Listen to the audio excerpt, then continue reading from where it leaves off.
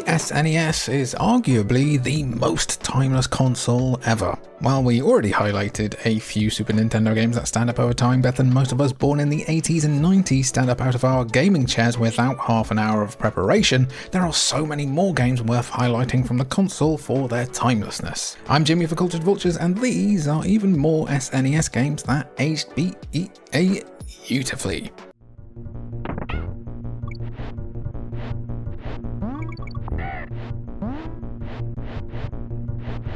The best thing to come out of Leicester since that cheese, where would DK be without the legends at Rare? Their take on a Nintendo character that, at the time, hadn't been given much of a chance to shine, Donkey Kong Country helped cement DK and the rest of the crew among Mario and the gang, thanks to its brilliant gameplay, charming visuals, and a banging soundtrack from Rare's Grant Kirkhope. While the characters might not be true 3D, with Rare importing 3D models as sprites instead, DKC did offer a glimpse into the future of gaming. Instead of following the original DK from the 1981 game, Donkey Kong Country passed the mantle onto DK Jr., with the redesign being one of the things that really sparked life into DK as a Nintendo mascot. Across 40 levels, you run, jump and batter your way through King K. Rool's forces in an attempt to get your bananas back from the thieving pirates. On a console with plenty of platforming heavyweights, Donkey Kong Country, along with its sequels, hold up among the best of the SNES's library, and they still honestly look a generation ahead of their time. Is it any wonder that Nintendo keeps going to the Donkey Kong Country well every now and again, even today? Don't ask for an actually new game though, let's just keep dipping into the past.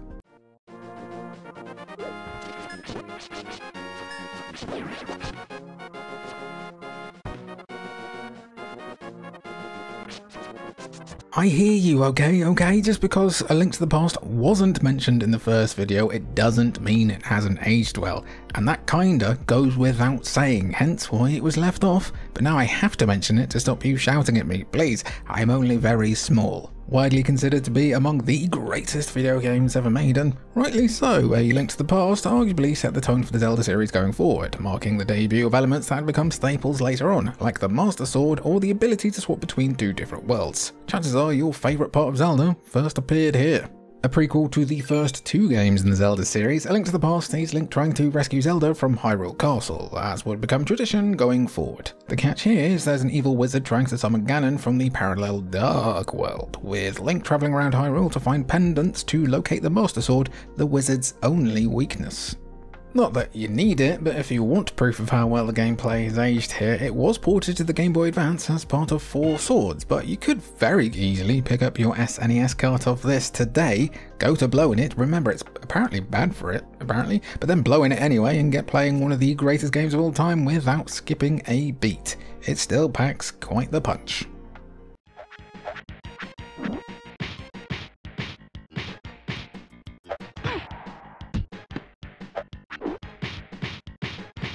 Nintendo really did cook with the simplistic yet infuriatingly difficult game design of Punch-Out! Basically a boss rush disguised as a boxing game, Punch-Out! Put players in the wee shorts of Little Mac, the perennial underdog trying to become a champion in the most poorly regulated boxing league in history. Half of these guys aren't even throwing punches, how can this be legal? The esteemed sport of boxing is better than oh, never mind. While Punch-Out! Started life in the arcades, Nintendo pretty effectively ported the experience to the NES with Mike Tyson's Punch-Out!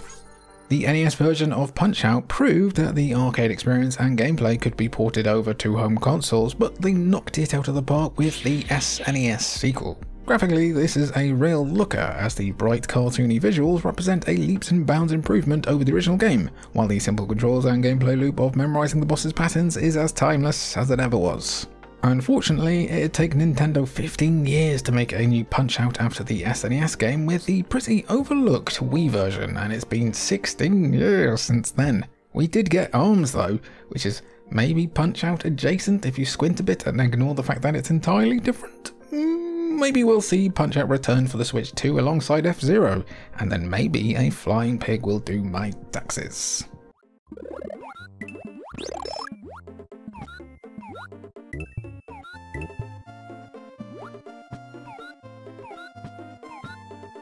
Saying that Super Mario World is a Super Nintendo game that aged well like saying the sun is bright and that Stacy's mum did in fact have it going on.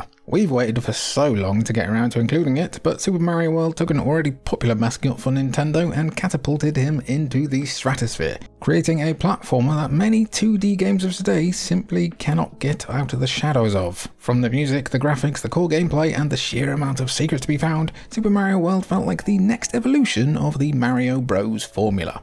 Despite being set in dinosaur land and containing nary a hint of a mushroom kingdom, Super Mario World introduced a host of features that would become mainstays of the Mario franchise at large. The first Mario game to include an overworld to explore, Super Mario World's biggest contribution would be the introduction of everyone's cute little dinosaur, Yoshi, who would become the protagonist of several other Nintendo platformers in the future, notably in the brilliant but sometimes headache-inducing sequel. Super Mario World can still absolutely capture your attention today as a formula that has been repeated countless times over the decades, and it still looks and sounds as smooth as it ever was. Is this an obvious inclusion? Yes, but I dare you to argue with it. Actually, don't. I just want a quiet life. You know what though, actually, in your opinion, which Mario games haven't aged well? I immediately think that Super Mario Sunshine has some rough stuff, as much as I love it. Let me know your picks below.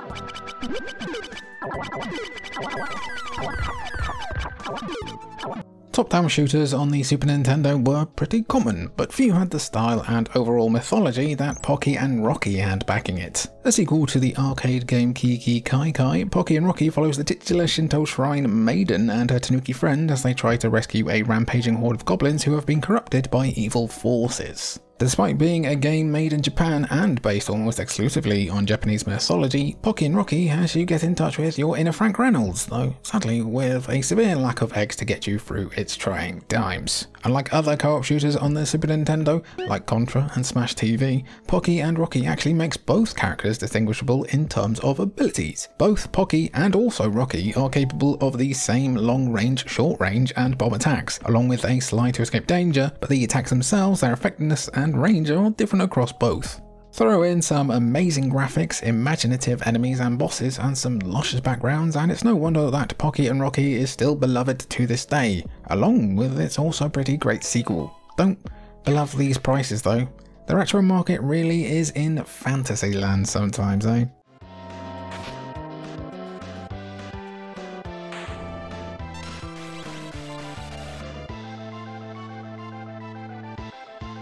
Final Fantasy and the SNES aren't really spoken about in the same way FF and the PS1 are. Unlike the PS1's FF7, 8 and 9, the SNES was only blessed with one Final Fantasy of note, but it's definitely an all-time whipper. Where else can you enjoy the satisfaction of suplexing a train but in Final Fantasy VI?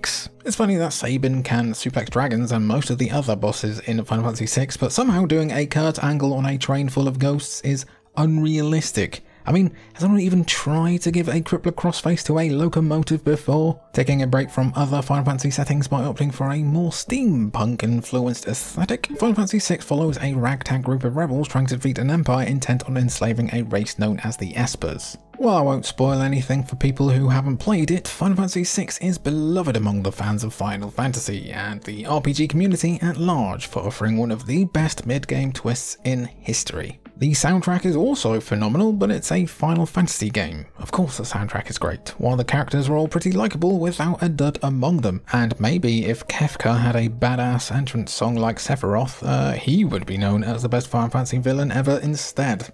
Yeah, there's not too much to say that hasn't already been said about the arguable peak of 2D Final Fantasy and the arguable peak of the series overall for some. 30 years later, they really ate with this one.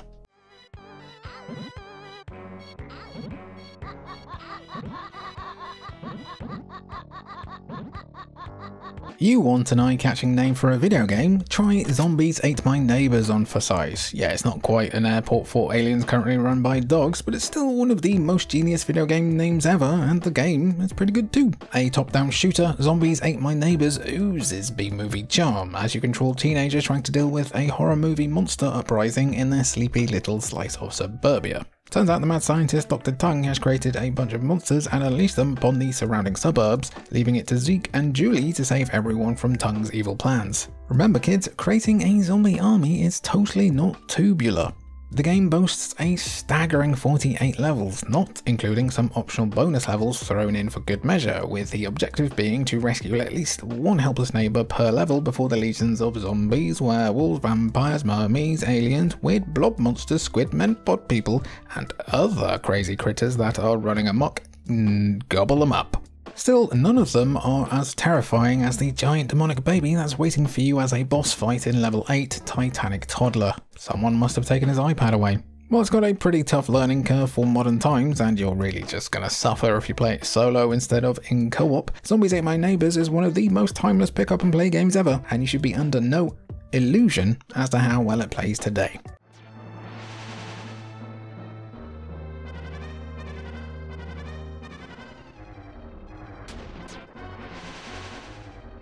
The Super Nintendo boasts its fair share of dungeon crawling RPGs, so trying to pick just one that holds up can be quite the task. Fortunately, Illusion of Gaia makes an incredible case for itself with its unique story, excellent graphics, and a solid mix of both combat and puzzles to create an RPG for the ages on the SNES. Known as Illusion of Time in Europe for reasons that, we're not entirely sure of, Illusion of Gaia thrusts players straight into the 16th century and asks them to save the world through exploration.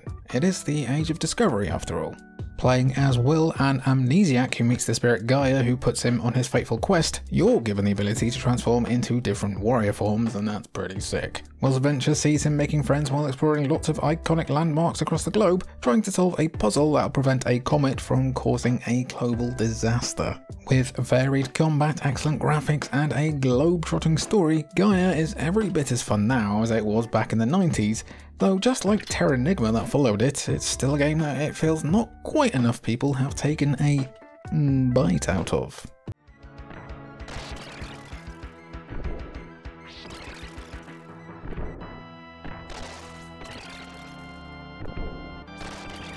Take a bite? Because vampires? Oh, it's lazy, I'm better than that. I'm not actually. Back before the series became known for either its Netflix show, or for being the second half of a portmanteau, or for being a DLC in whichever slightly related game came out that week, the Castlevania series was the pace setter for nearly all action platformers to try and beat. Super Castlevania 4 is considered by many to be the best of the best, at least as far as the classic linear platforming era of Castlevania is concerned, before Symphony of the Night decided to take a leaf out of Metroid's book and create a genre indie games would aspire to for generations.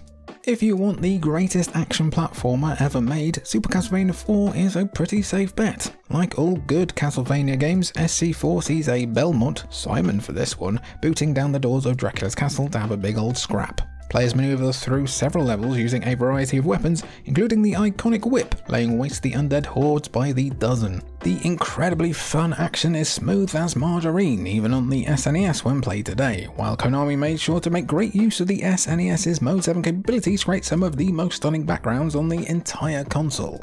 With quality like this, it's no wonder that Castlevania is still beloved and celebrated so much today. But let's finish things off today with the game that really isn't celebrated at all.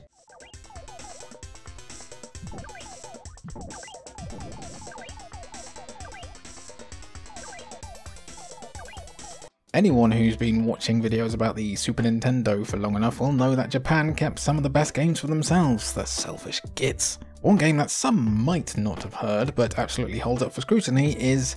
Get ready, everybody. He's about to do something stupid. Do-Re-Mi Fantasy Melon no Doki Doki Daiboken. Roughly translated to Melone's Doki Doki Adventure, this is actually a sequel to an NES game called Melone's Secret Castle, which strangely enough did launch in both Japan and America. The reason why Melone's Secret Adventure didn't make the jump is unclear, and it's a real shame, as this is quite the enjoyable platformer. Playing as the titular Melone, you'll explore a range of varied, colourful worlds that combine puzzles, platforming, and a few enemies that need to be dispatched using your trusty Bubbles. Weirdly, while the first game adopted a darker tone, Do-Re-Mi Fantasy actually knows what a colour palette is, though the darker tone does return for the levels before boss fights. Between the unique approach to gameplay and combat, the wonderful visuals and animation, and the bags of charm on top of it all, it's no wonder that Do-Re-Mi Fantasy is one of the better platformers on the system, but also one that feels kind of overlooked. Outro gang, my delicious custard creams dipped into a steaming hot cup of tea. We've done it again. So yeah, it's a pretty deep world to return to when it comes to the Super Nintendo, because truthfully I don't think most games have aged that poorly on it. It's just a case of quality of life stuff that they might be missing these days, like save systems and all that kind of stuff, but generally I think games on the SNES lived, well, have stood the test of time longer and better than games in the following generation. What other SNES games do you think have held up really well that aren't have been? Yes, that aren't have been in either of these videos. Be sure to let me know down below. I've been Jimmy from Vultures. It's been good to have you, and thanks for watching.